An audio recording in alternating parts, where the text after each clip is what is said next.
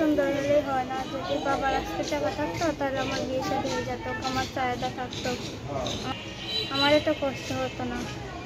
এখন যে পুরুষ আমার সব কিছু জেনে শুনে বিয়ে শাদী করবো, আমি তার সাথে। আসসালামু আলাইকুম।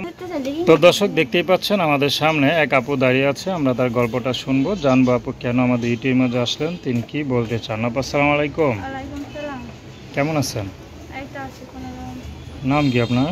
আমার নাম সাথী। সাথী, খুব সুন্দর নাম। সাথী আপা ইউটিউবে কেন আসলেন বলেন? একটা মনের মানুষের আশা যে আমার পাশে থাকবো, দায়িত্ব নিবে, হচ্ছে যেটা করবো, কোনো সময় কষ্ট দেবে না, ছেড়ে দেবে না, এমন মানুষের আশা। আচ্ছা, মানুষটি কেমন হতে হবে? সে যেমনই হোক, দুটো ডাল ভাত খেয়ে যে আমার পাশে থাকবো, মনটা সুন্দর হলেই হবে। আর কিছু লাগবে না? না, তার তা আপনি কি করেন? আমি সেলাই মেশিনের কাজ করি। সেলাই মেশিনের কাজ করেন? হ্যাঁ। তো বিয়ে শাদী তো হয় নাই, না, বিয়ে শাদী না। বিয়ে শাদী করবেন? হ্যাঁ, বিয়ের শাদী করার জন্য একটু প্রতিবেদন আছে। কেমন মানুষ পেলে করবেন? কেমন মানুষ যে আমার পাশে থাকবো, মনটা সুন্দর হইতে হইব, দায়িত্ব নিতে হইব, সে যতই কষ্ট হোক ই হোক, সে আমার পাশে থাকবো, দায়িত্ব নিতে পারবো, এমন মানুষের আশায়। আচ্ছা, কখনো প্রেম ফেম করেন নাই?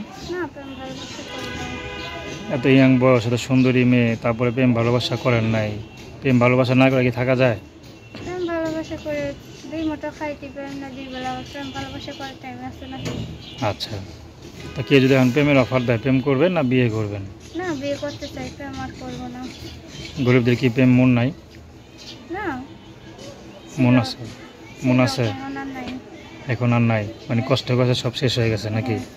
আচ্ছা, পড়াশোনা কত পর্যন্ত করছেন বললেন? পড়াশোনা 3 পর্যন্ত করছি। তার টু পড়লে ভালো হতো না? না, এখন বাবা মা বিয়ে করে চলে গেছে, এখন কেমন পড়ালেখা করবো। আচ্ছা, দর্শক আপনারা সাথে আবার কষ্টের কথাগুলো শুনলেন।